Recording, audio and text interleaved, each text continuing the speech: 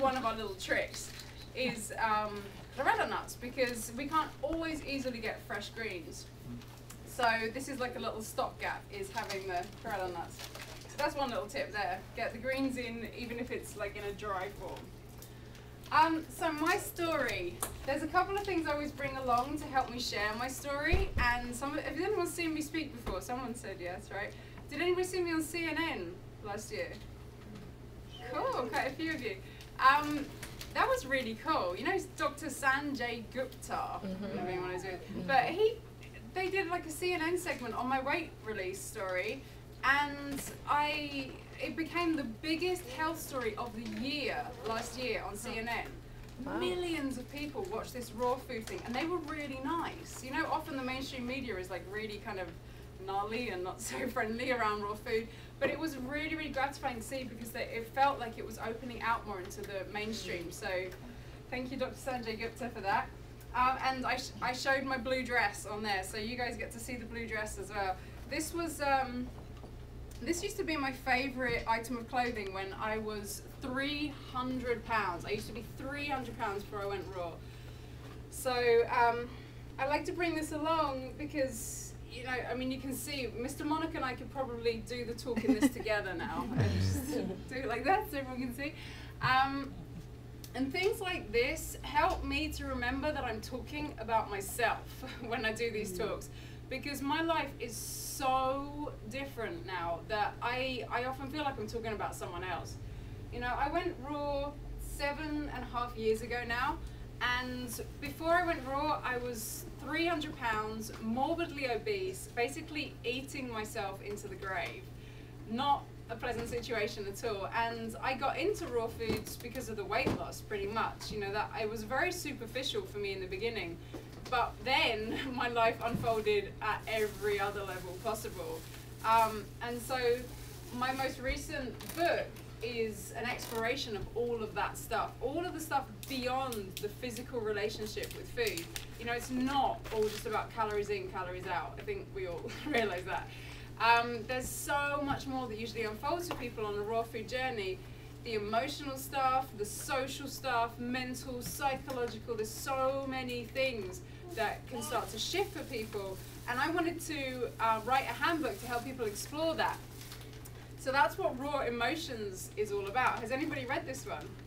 Raw Emotions? I read it. Cool. It just came out a couple of months ago. I encourage you to take a look at it, if nothing else. It's very pretty. It has lots of pictures in it and coloured writing. And I just love this book. It's printed on recycled paper with veggie inks, and we give $1 from the sale of every book to charities who plant trees. So there's a lot of love in here, and I kind of think of it as, you know, if you go raw in like a retreat setting and you have a very held environment around you, it's much easier than if you're the random raw foodie person who is just kind of feeling out there and like nobody understands what you're talking about. So I kind of wrote this book to be something like a daily retreat, like a daily little helper along the way to help people through the transitions. Apparently this little person saw me on our wedding videos on the internet, and now she's kind of fascinated. She's kind of grabbing at me. I think she recognizes me from the internet.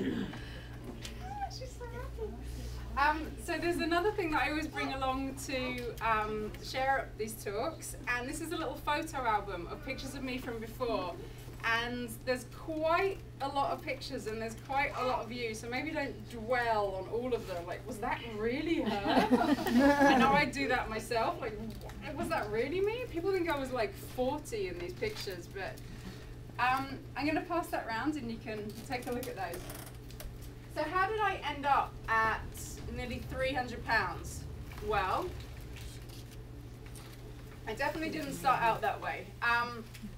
I was actually very slim and active as a young child. I was the fastest runner in my school. I was swimming, I was dancing, you know, I was very, very active. Everything changed for me at the age of 11.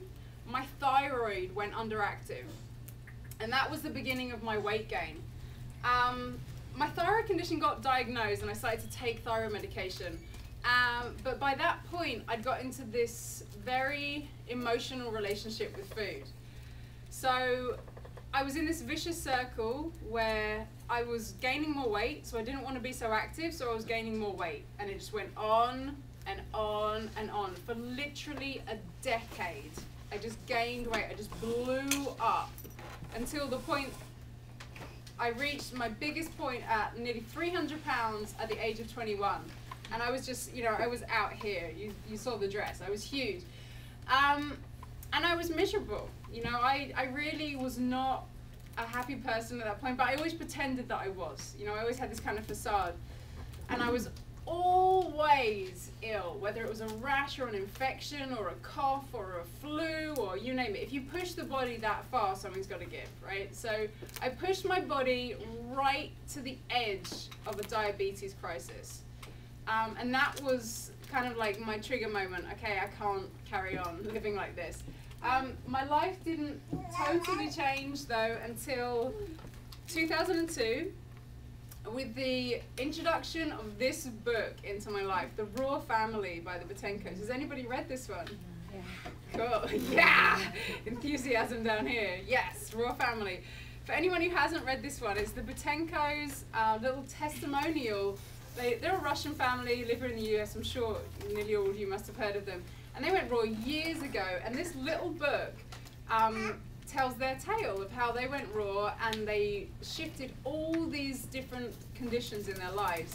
I started to read this book and I couldn't stop. I read the whole thing in one night and I went 100% raw vegan the next morning from being the kind of person who couldn't walk past McDonald's.